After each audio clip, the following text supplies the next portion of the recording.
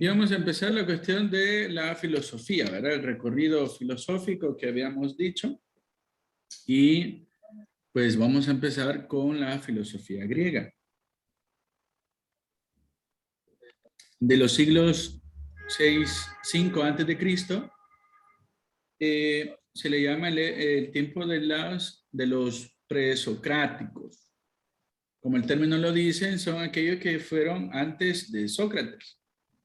Entonces, estos señores es un grupo representativo de pensadores que no planteaban problemas respecto al fin y a la misión del hombre, a la relación entre el pensar y el ser, ¿verdad? La realidad y la razón, a la dialéctica inmanente del pensar, nada de eso.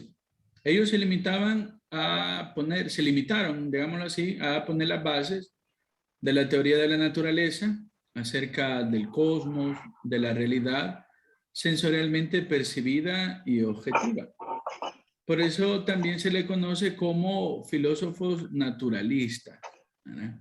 Ahí usted va a encontrar una gama de personajes: Anaximandro, Anaxímenes, Heráclito, Pitágoras, el gran Parménides, ¿verdad? Entonces, ellos tienen mucho mérito en muchas cosas, en el sentido de que, aún no ahondando propiamente en algunos temas que sean específicamente filosóficos, ellos hablaron sobre temas muy importantes y dieron grandes aportes que, redescubiertos y revalorizados, ahí nosotros vemos cómo ellos fueron capaces. Ahí se habla de los átomos, ¿verdad?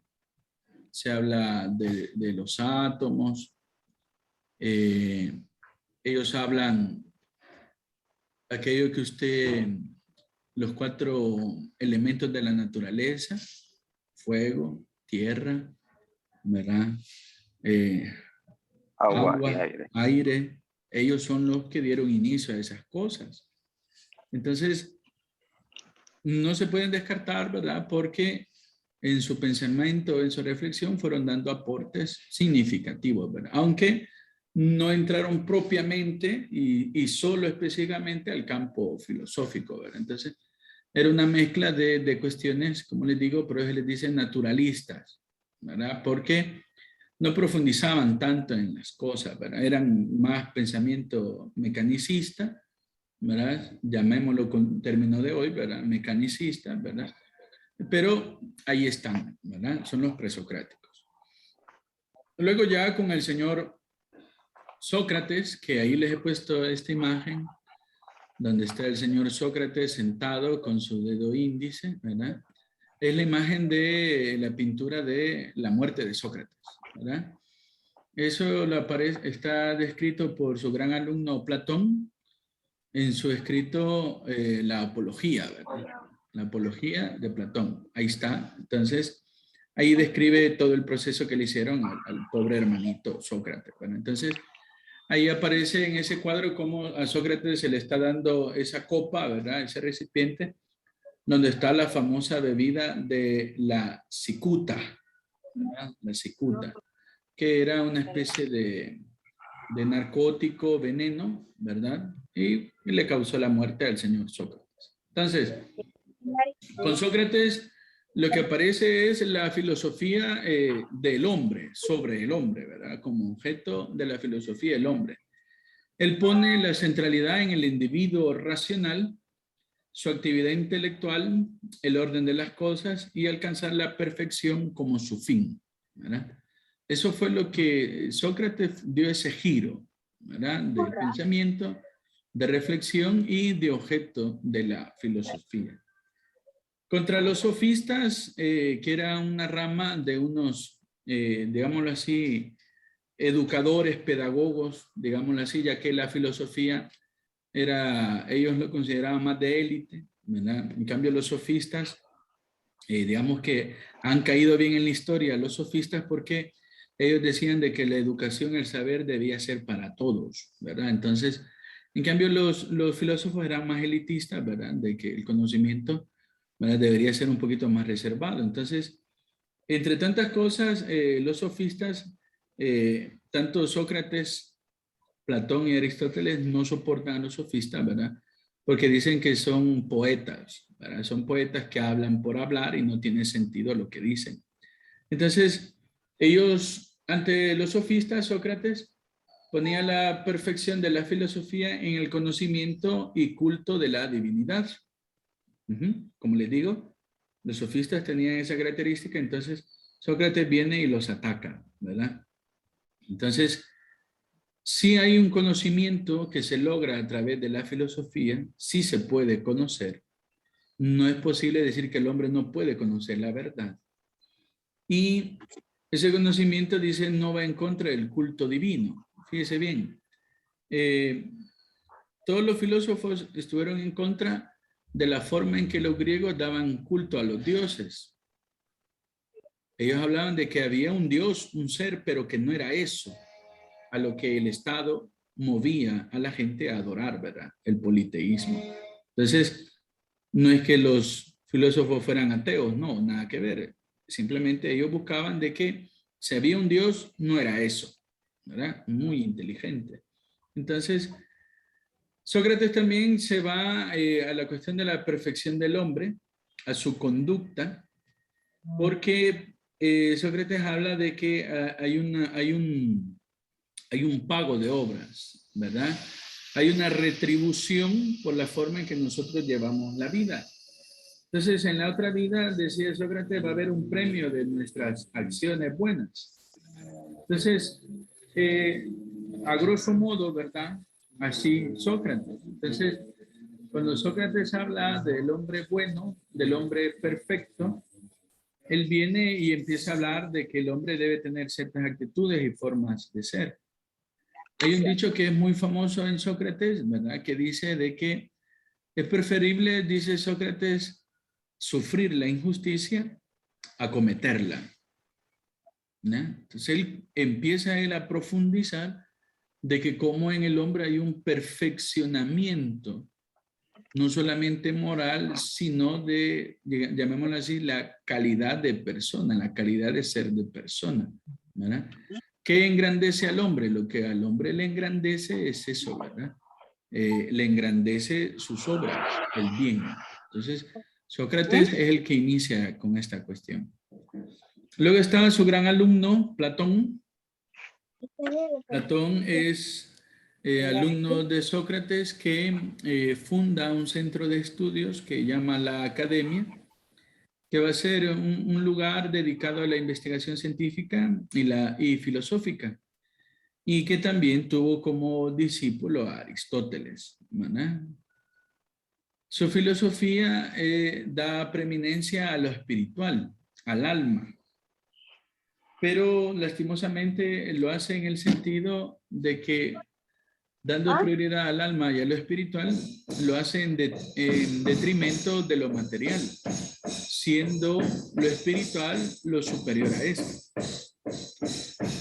Para él, el hombre es un compuesto de dos realidades, ¿verdad? Hay un dualismo irreconciliable en el hombre, ya que somos materia, cuerpo, alma y espíritu, pero que están con una unión, digámoslo así, forzada en el hombre, porque dirá Platón de que el alma está presa en el cuerpo y el alma está buscando su perfección, quiere perfeccionarse, dice Platón, porque lo más perfecto es eso, es el alma. El alma es algo preexistente y es inmortal, dirá Platón, ¿verdad? Es un alma que preexiste y que en su camino, dirá Platón, ha venido, ha tomado forma y luego espera el alma volver a ese estado de perfección que antes tenía, ¿verdad? Pensamiento platónico. Entonces, para Platón existe lo que es el mundo de las ideas, el mundo espiritual, y las ideas eran lo que el mundo es, lo que en el mundo hay de real, ¿verdad? De necesario y de absoluto. Como les digo, Platón, ¿verdad? Se le pasó un poquito la mano, ¿verdad? Despreció todo lo material, todo lo sensible por dar preeminencia a lo espiritual, ¿verdad? Platón. También en el mundo de las ideas, lo espiritual, ahí es el propio tiempo, es el origen del conocimiento y de la realidad. De manera que las ideas son un arquetipo y causa de todo cuanto existe, ¿verdad? Si las ideas son absolutas y necesarias, cada uno de por sí, dice Platón aquí cuando habla el punto sobre la divinidad, cada una será Dios, dice. De manera que Platón cae en una especie de politeísmo ideal, Platón. Él admite varios dioses, que cada uno de ellos son necesarios e infinitos, dirá Aristóteles, perdón, Platón, ¿verdad? En su pensamiento. Entonces, el pensamiento platónico tiene cosas que son muy importantes, ¿verdad? Él en su, digámoslo así, tendencia, en su corriente, en su modo de ver las cosas, solamente el aspecto espiritual, ¿verdad? En detrimento de lo material, pues aporta cosas muy importantes. Él también habla de la cuestión ética, del perfeccionamiento. Él también habla respecto de que con esta cuestión de lo ideal, lo arquetipo, ¿verdad?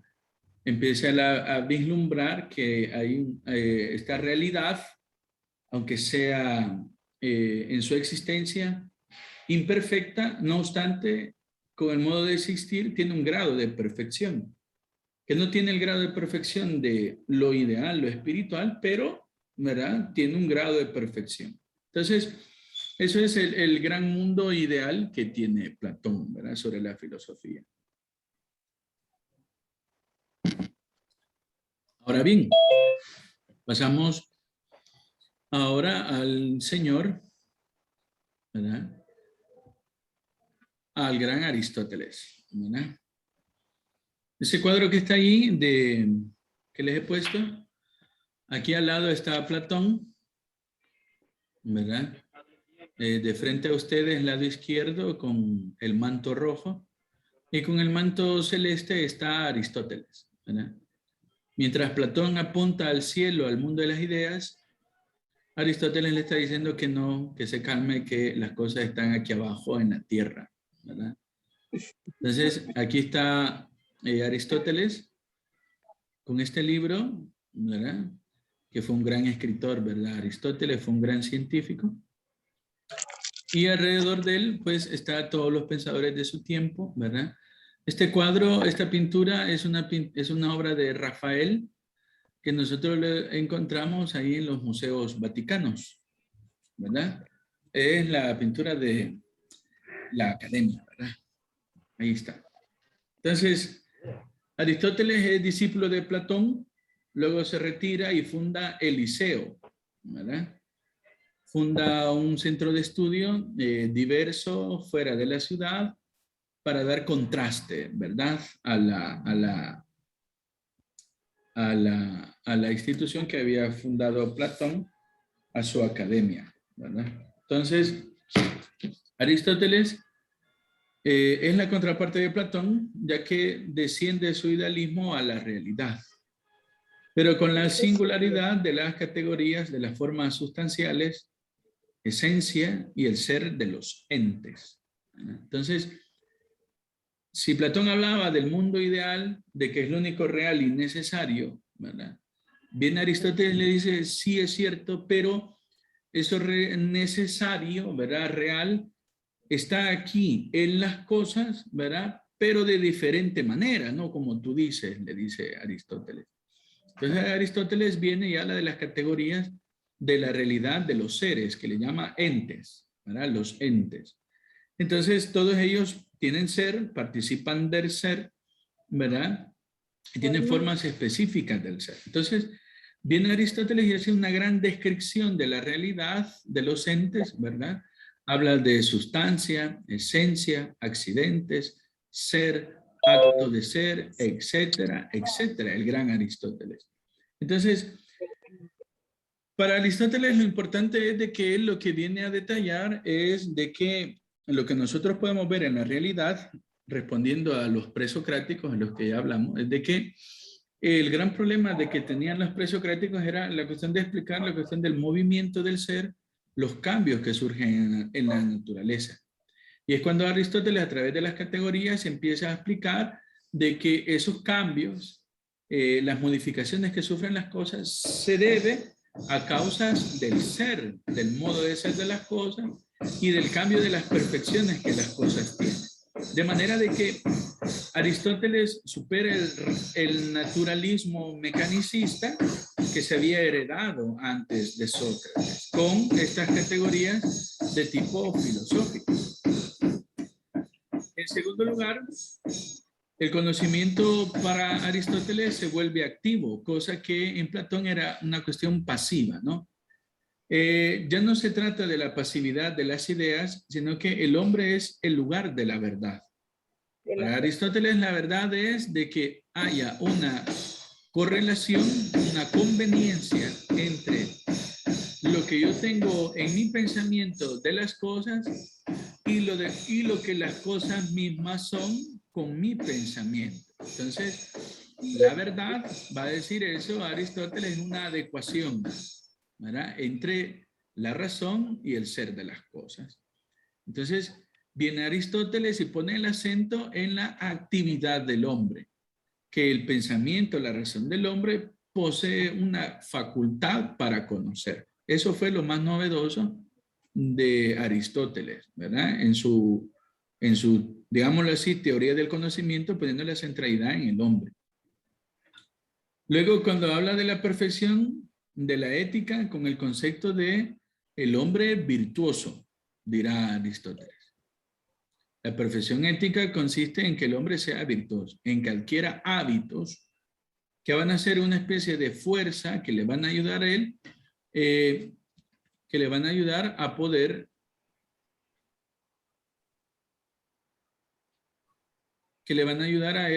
ser mejor, dirá Aristóteles.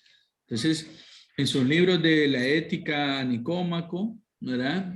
En sus libros de ética, Aristóteles va a explicar esa conceptualidad del hombre, de que el hombre debe llegar a ser un hombre virtuoso, dice. Y ahí enumera las virtudes que debe poseer el hombre, ¿verdad?, en su grado de perfección. Entonces Aristóteles llega a ser un verdadero científico, observa, clasifica, indaga y determina la realidad. En sus escritos Aristóteles tiene la metafísica, la física, la biología, etcétera, ¿verdad?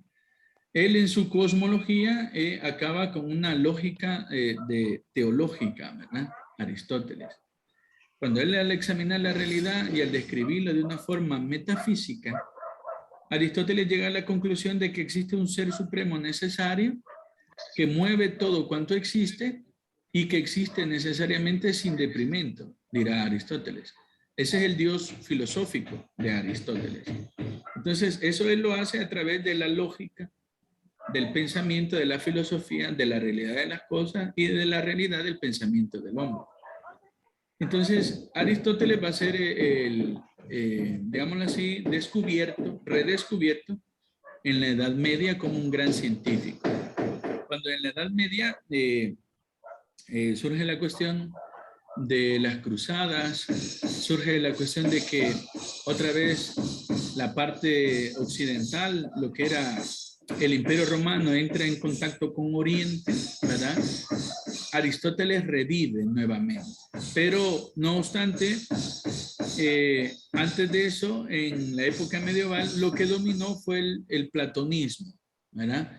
El pensamiento platónico y neoplatónico, ¿verdad?, es el que iba a inundar más la parte medieval hasta que luego es retomado Aristóteles. ¿Ok? ¿Alguna pregunta hasta aquí? ¿Duda? Sí, solamente si me puede repetir, padre, la definición de la verdad, donde me dice de que Aristóteles dijo que la verdad La verdad para Aristóteles es la adecuación. La adecuación entre qué. ¿Entre qué realidades? Ajá, es la adecuación de lo que yo tengo del ser de las cosas en mi mente, ¿verdad? La idea y concepto de la realidad y lo que la realidad misma es. Entonces, para Aristóteles hay como una especie de movimiento, ¿verdad? de las cosas al hombre y del hombre a las cosas. Y debe haber una adecuación. ¿Verdad? Entonces eso es bien importante. Ok, gracias. Sí. Sí, gracias.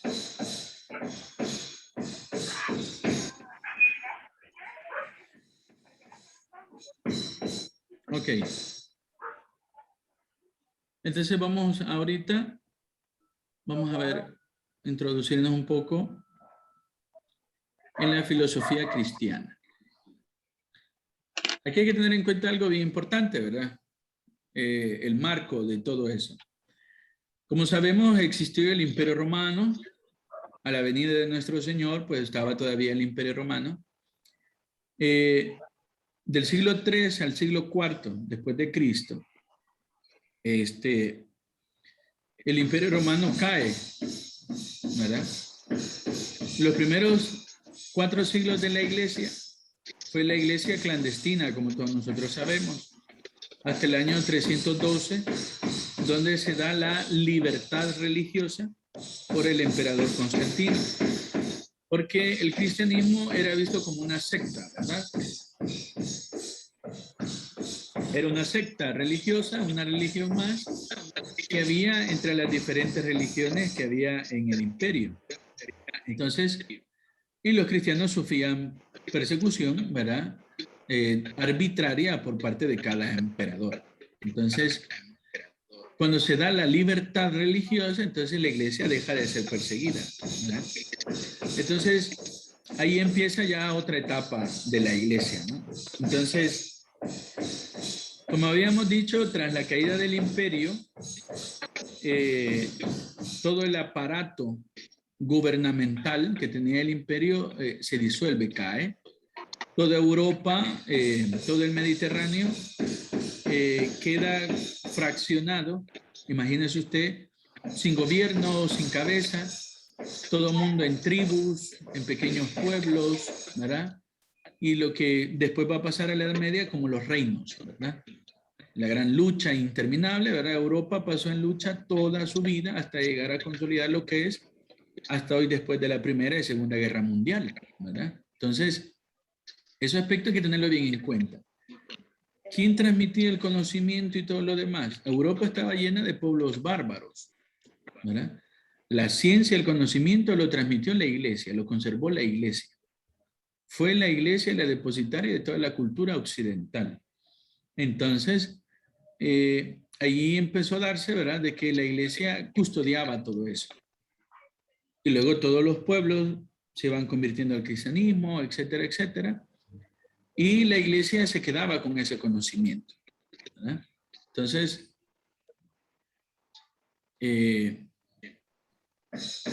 ese a grosso modo, ¿verdad?, para que tengamos una idea de este paso que se da, ¿no?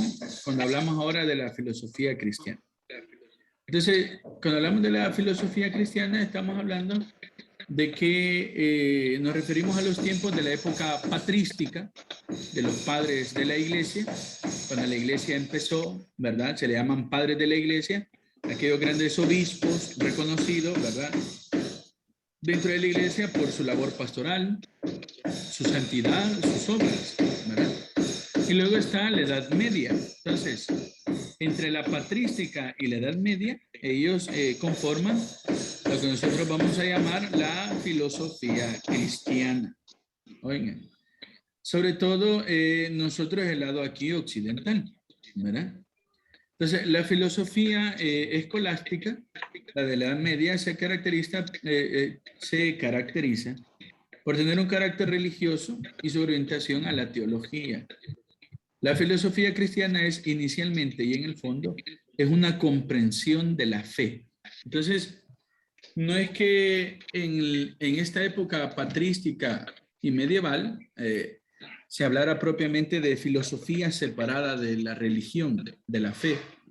No se entiende separada, sino que, como les digo, la iglesia, siendo la única cultural, intelectual que había en el momento, ¿verdad?, en esa época, la productora de pensamiento era la iglesia, de manera de que paralelo a la iglesia era muy poco, ¿verdad?, el pensamiento extra eclesia que había. Entonces, La iglesia viene y la filosofía cristiana va orientada a querer comprender la fe, ¿verdad? No se espera de que la filosofía hable separada de la luz de la fe sobre aspectos de Dios, el hombre y el mundo, ¿verdad? Entonces, en un primer momento, en la época patrística, ¿verdad? Los padres tienen un gran empeño de que ellos quieren entrar en contacto con el mundo occidental de ese tiempo, ¿verdad? Quieren entablar un diálogo con ellos. El primer personaje que vamos a ver es el padre de la iglesia, Clemente de Alejandría, que más o menos vivió entre los años 150 al 217. Clemente de Alejandría introdujo en el estudio de la escritura el concepto de especulación, sin miedo a tratar la religión como una filosofía positiva más, es decir, algo que sea práctico, ¿verdad? De hecho, en sus obras aportó siempre argumentos griegos, así como lo muestran textos de sus escritos contra los estoicos y el platonismo. Él desarrolló toda una doctrina cristiana con el método filosófico, penetrando en las enseñanzas de Cristo y transformando la teología a la manera griega, como aparece un ejemplo de su obra Estrómata. Ahí dice, antes de la venida del Señor, la filosofía era necesaria a los griegos para la justicia. Ahora, en cambio, es útil para conducir las almas al culto de Dios, pues constituye como una propedéutica para aquellos que alcanzan la fe a través de la demostración. Ahí está hablando él de tres cosas, Clemente de Alejandría. Primero, no se rechaza la filosofía. No se rechaza ni se desecha. Dice que fue, dice, una propedéutica, que le sirvió, dice, a los paganos, a los griegos, ¿verdad?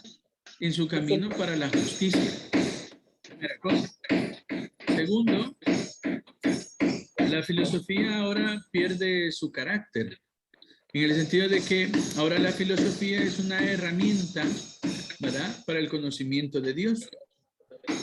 Y que, tercera cosa, para que la fe pueda transmitirse y hacerse comprensible para todos, el lenguaje filosófico va a servir a la iglesia, a la teología, para saberse expresar las verdades de Dios para que todos puedan comprenderlas. Son tres cosas bien importantes las que él dice aquí en este texto de su obra Estrómata, ¿verdad? Entonces, así fue el movimiento que tuvieron los padres de la iglesia, ¿verdad?, respecto a esta cuestión de la filosofía y la teología. Vaya, en ese tiempo, como podrán imaginar, digamos así, todo estaba bien cerquita, ¿verdad? Habían filósofos, ¿verdad?, que debatían con los padres de la iglesia, ¿verdad?, con los obispos. Entonces, surgió una cuestión en el tiempo de los padres, en ese momento de la iglesia, de que había un movimiento que se llamaba gnosticismo. Era un movimiento que propagaba que el hombre alcanzaba la perfección a través del conocimiento. Al adquirir conocimiento, el hombre volvía a nacer, recibía otra vez el semen, la semilla de la verdad. Entonces, la gnosis, ¿verdad?, es en lo que derribó la filosofía, en un movimiento que habla de la perfección del hombre por el estado de conocimiento. Ahora, este movimiento, al entrar en contacto con el cristianismo, se produce una especie de gnosis herética, o sea, errónea, ¿verdad?, que sostiene que la redención de Jesús consistió principalmente en la transmisión de un saber salvador. Entonces, hubieron muchos que gnósticos, ¿verdad?, de que ellos promulgaban la salvación del hombre por el conocimiento, vienen y valoran lo que el cristianismo transmite como verdad última y absoluta, valoración propia de ellos. Entonces vienen ellos a decir de que esta verdad última y absoluta del conocimiento de Jesús es lo que los salva, los hace salvos. saber sobre las verdades del cristianismo. Para la iglesia vino y empezó a señalar que eso es un error. Ya que si bien el cristianismo es un conocimiento, ¿verdad? Pero no se trata de ese tipo de conocimiento salvador. Para la iglesia, el cristianismo, lo principal es la redención del pecado, ¿verdad? No consiste en saber, ¿verdad? Entonces, la gnosis cristiana ortodoxa lo que habla es de que lo que se da en el cristianismo es la presencia y la gracia de Cristo. Es Jesús, no un conocimiento. Segunda cosa. Delante a esto, hay una revalorización del mundo material debido a que el gnosticismo desembocaba en un docetismo, ¿verdad? ¿De qué se trata esto? Se trata de lo siguiente. Como dijimos, la corriente platónica, el pensamiento platónico tiene gran fuerza, ¿verdad? Entonces los gnósticos vienen a decir de que lo principal es el conocimiento, la razón, el alma, lo espiritual. Ellos niegan otra vez la cuestión del valor de la material y del cuerpo. Entonces, cuando ellos, ahora metidos en el cristianismo, vienen a decir de que el cuerpo de Cristo es falso, de que es una imaginación, es una visión, ¿verdad? Fíjense bien. Empiezan a negar de que el Señor haya tomado un cuerpo. Y eso en el campo de la iglesia, en el campo teológico, va a crear un gran problema. Porque la iglesia va a decir de que todo aquello que no ha sido asumido no ha sido redimido, ¿verdad? Entonces, negar el cuerpo de Cristo, negar su encarnación, es negar todo el hecho salvífico. Tercera cuestión, mientras que la gnosis llama a la conversión de la inteligencia, la gnosis cristiana llama a la conversión de la voluntad, del corazón, que viene por la fe, ¿verdad? No se trata solamente de adquirir un conocimiento, sino que se trata de un cambio de vida, un cambio de mentalidad, que eso se logra a través de la redención. Entonces la iglesia viene y profundiza la cuestión de la gnosis, de que sí, el conocimiento de Cristo transforma, pero no por el puro conocimiento, sino por la gracia de Cristo.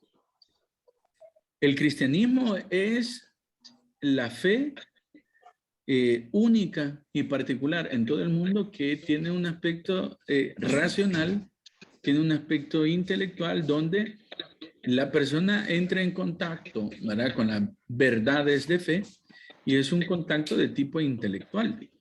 Luego también el cristianismo en su verdad, ¿cómo decirlo?, mueve a la conversión del corazón, pero no por el saber, sino por la fuerza de la gracia de Cristo. Esa es la realidad del cristianismo. Por eso en el cristianismo lo que decimos es de que no se trata de saber, se trata de amar, se trata de hacer, ¿verdad? Eso es lo propio, lo verdadero del cristianismo. Pero, como dice muy bien San Pablo, la verdad, el mensaje cristiano entra por el oído para llegar al corazón, ¿verdad? Entonces, como ya vamos a ver un poquito más adelante con San Agustín profundiza esta cuestión. Oigan, muy bien. ¿Alguna pregunta?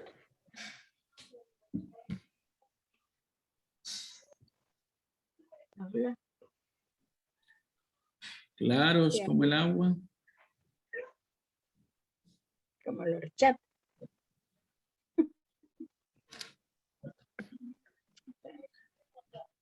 Muy bien.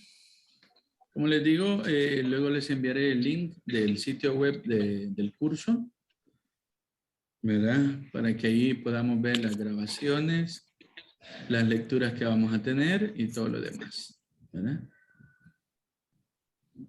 Entonces, primero Dios, el sábado nos vemos, ¿verdad? El sábado nos vemos.